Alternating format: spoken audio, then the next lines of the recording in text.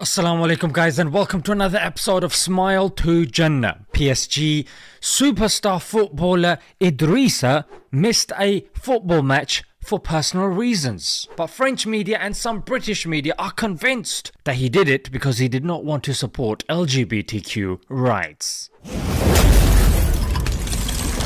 That's a jannah.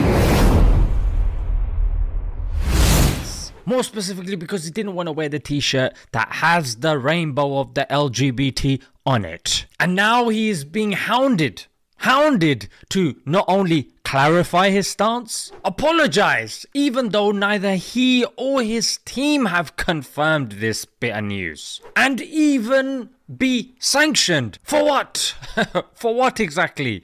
There's no evidence regarding this. And what would he exactly be sanctioned for? For not promoting something that clearly goes against his religious values? Ironically, these are the same people that bang on about freedom of expression and freedom of speech. But when it comes to LGBTQ, amongst other things, freedom of speech can take a back seat, mate. As this Twitter post suggested, this sets a very dangerous precedent. Because Idrissa didn't say anything that can be considered anti-LGBTQ. In fact, he didn't say anything.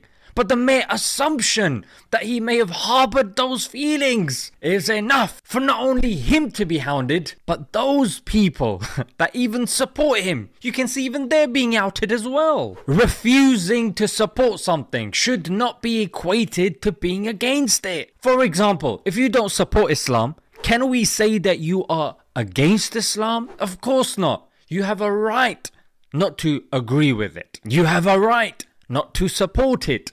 Same should be said for LGBT. So the LGBTQ ideology is riddled with inconsistencies, because it believes in gender binary or gender neutrality, which means there's no such thing as male and female. There's loads of genders, mate, but this causes inconsistencies. Namely, number one, those people that fight for women's rights. How can you do that if there's no such thing as women? And what about those men that identify as females? Does that mean that you're fighting for men's rights instead of females' rights? But they identify as women though. Number two, the L in LGBTQ stands for lesbianism, which is women liking women. But again, it comes back to this point. What if there's no such thing as women?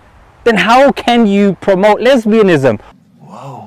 Number three, biological men who identify as women beating women in women's competitions and also turning up at female changing rooms when they clearly look like men. How can you tell them what they're doing is wrong? So in conclusion, guys, this emphasis on sexuality being considered our identity can be considered as degrading, because what you're doing is you're taking our purpose, you're taking our existence and coalescing it to a mere sexual act. And lastly, guys, confusing little kids as young as 4 about their gender when these little rugrats are confused about what toy to play with next. This can be considered by some to be abusive and even grooming. This smokescreen that LGBTQ uses of freedom, it seems that only a few groups can qualify for this freedom, like LGBT, pro-Israel guys. We fall short and we don't get to qualify for this